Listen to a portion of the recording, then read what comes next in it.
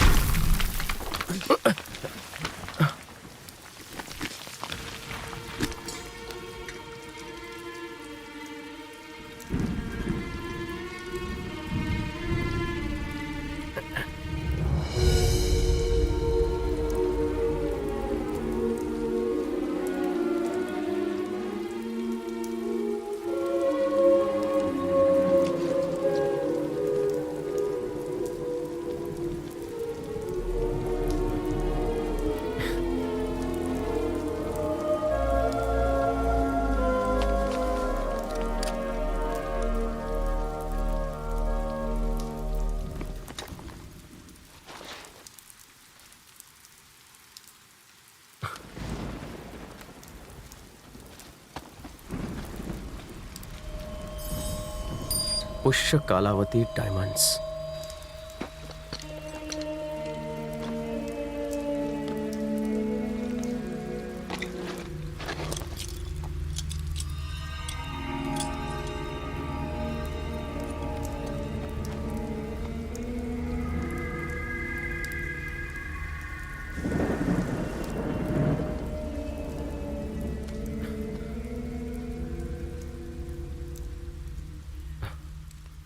मैं सत्यनारायण वर्मा इस वसीयत में अपनी सारी जायदाद अपने बेटे नरेंद्र वर्मा के नाम कर रहा हूँ। मेरी जायदाद में से घर और जमीन सब कुछ तबाह हो गया। बस किसी तरह 900 हीरे बचा पाया हूँ। आज 1947 में इसकी कीमत है करीब 60 लाख रुपए। इन हीरों पर सिर्फ मेरे बेटे का और फिर उसके बेटे का और फिर उनके वारिस का हक रहेगा और कोई इसका मालिकाना हक नहीं जता सकता। पापा पापा पापा उठिए ना। अरे क्या है? उठिए ना पापा। अरे सोने देना भाई। देखिए मेरे दादाजी आपके लिए वसीयत छोड़ कर गए हैं। हैं? लिखा है उन्होंने आपके लिए 900 हीरे छोड़े हैं। एक काम कर, मैं तुझे सुबह लॉकर की चाबी दे दूंगा, तू जाकर वहाँ डिपॉजिट कर देना, ठीक है? अब मुझे सोने दे। अरे बाद में सोइएगा। उठिए। क्या है? जरा इस वसीयत पर एक नजर तो डालिए। उन्होंने हम लोगों के लिए 900 हीरे रखे हैं। पढ़िए। मुझे लगता था हमारे घर में सिर्फ एक ही पागल पैदा हुआ है। तेरे दादा भी सरफिरे थे, आज पता चला। बेटे, तेरे दादा ने शायद इतनी जायदाद मेरे लिए कमाने के सपने देखे होंगे। फूटी कौड़ी दी नहीं, टाइम पास के लिए विल बना गए और तेरे जैसे नमूने में अपने अंश डाल गए। ले पकड़ ये फटी जायदाद और अब मुझे चैन से सोने दे। उनके बारे में कुछ तो बताइए। क्या है? मैं छोटा था तभी तेरे दादाजी गुजर गए। कुछ सालों के बाद तेरी दादी भी गुजर गई। जहां तक मैंने सुना था तेरे दादाजी मरते दम तक एक साइकिल चलाते थे, वो भी टूटी फूटी। अगर उनके पास हीरे मोती होते तो क्या वो इस तरह की टूटी साइकिल चलाते? सुन, मुझे तो लगता है उनके भी दिमाग का सर्किट उड़ गया था जो ये विल बनाई। वो तो मर गए, अब तू मुझे क्यों मार रहा है? जा जाके सो जा वरना मम्मी को बुलाऊंगा।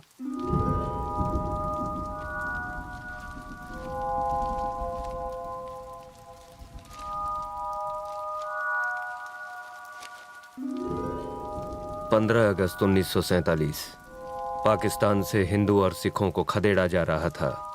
डरा सहमा सा मैं घर में रेडियो सुन रहा था। दंगे फैलाने वालों को रोकना पुलिस के बस से भी बाहर हो गया है। पुलिस ने जनता से निवेदन किया है कि वो अपने अपने घरों में ही रहें। लुटेरे नामचीन लोगों को मारकर उन्हें लूट रहे हैं। पूरे शहर मदद के लिए मैंने दोस्तों को फोन किया। चारों तरफ अफरा तफरी। मोहम्मद भाई, मैं सत्यनारायण बोल रहा हूँ। हाँ बोलिए। देखिए, मुझे बहुत डर लग रहा है। क्या दंगे खत्म होने तक मैं आपके घर में रह सकता हूँ? अगर आप हमारे साथ रहेंगे तो वो हमें और हमारे परिवार को भी मार डालेंगे। किसी से मत कहिएगा कि हम दोस्त हैं। हेलो पुलिस स्टेशन, बाहर दंगे चल रहे हैं, मारकाट मची हुई है। मैं यहाँ घर में अकेला हूँ, क्या आप मुझे सुरक्षा देंगे?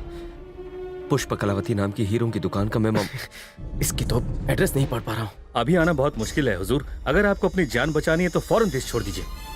मैं घबराहट में अपनी सूझबूझ खो बैठा था।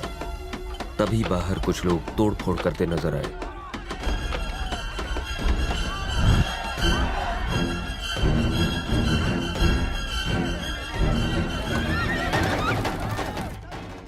इससे पहले कि वो मुझ तक पहुंचते, मैंने वहां से निकलने का फैसला किया। पैसे, गहने और हीरे झोली में भरे और अपनी कार की ओर भागा।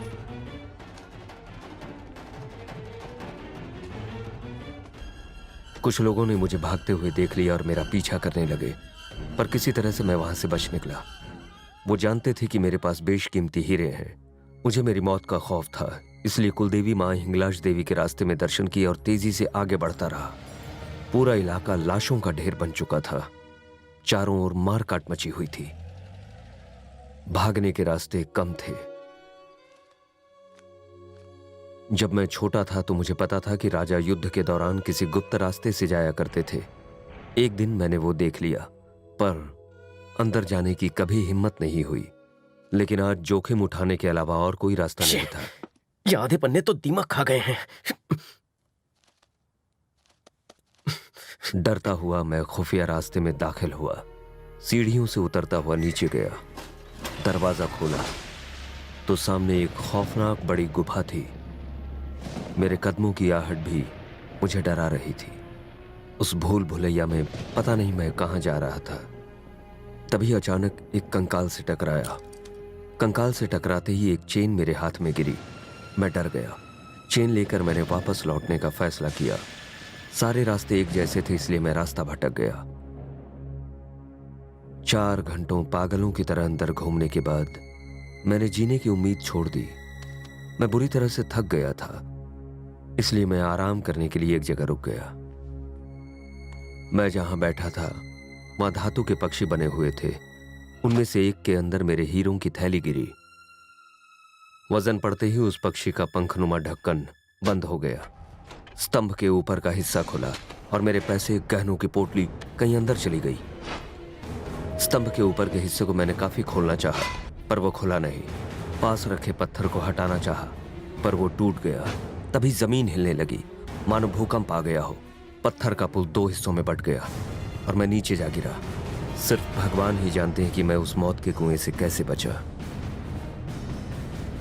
मेरे लिखे रास्ते पर अगर कोई जाता है तो शायद उसे खोए हीरे मिल जाए। काम की सारी जानकारियां गायब हैं। ये हिंगलाज देवी मंदिर कहाँ होगा? मेरे दादाजी का घर कहाँ था? हाँ हाँ, उस तरफ। जरा संभाल कर करना, कहीं कुछ टूट ना सोने का जाए। एक जरा हीरा तक एहतियात नहीं से। मिला। हाँ, थोड़ा उस तरफ खोदो।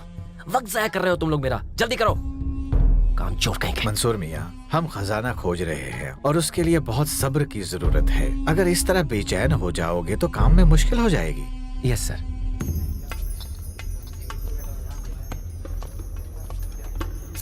बड़े साहब, जरा यहाँ आइए जल्दी।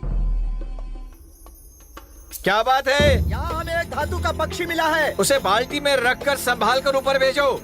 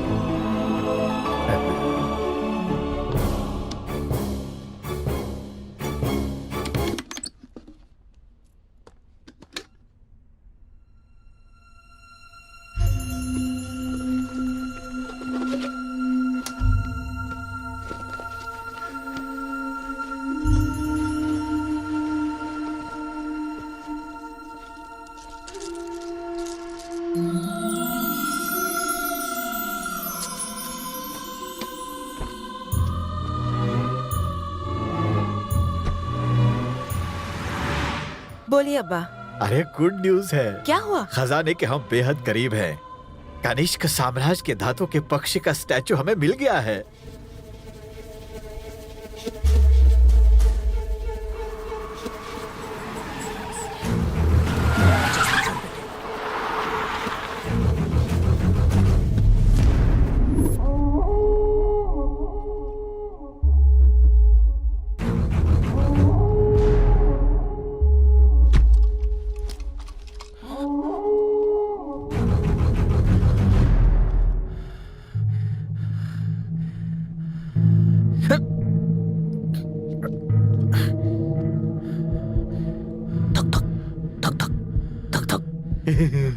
वही धक धक धक धक धक धक, फिर वही खौफ सुनाई दे रहा है। खौफ की रफ्तार भी वही है, और ये खौफ मेरा नहीं है। इसे एक ही खौफ है कि कहीं वो बेशकीमती खजाने तक मैं ना पहुंच जाऊं।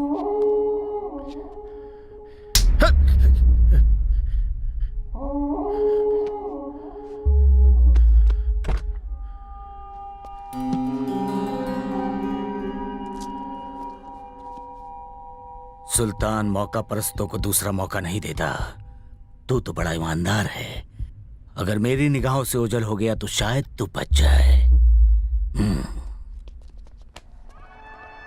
आज से इस प्रोफेसर की जगह तुम्हारी हुई। ईमान से काम करो, इनाम पाओगे।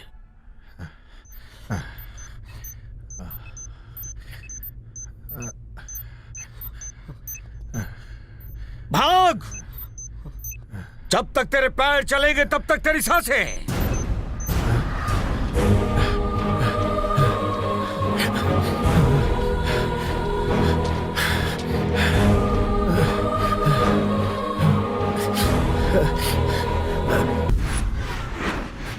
इन फटे पन्नों पर यकीन करूं या फूटी किस्मत पे रोता रहूं। अगर ये मनगढ़ंत कहानी है तो दादाजी से इस तरह हिफाजत से क्यों रखते हैं?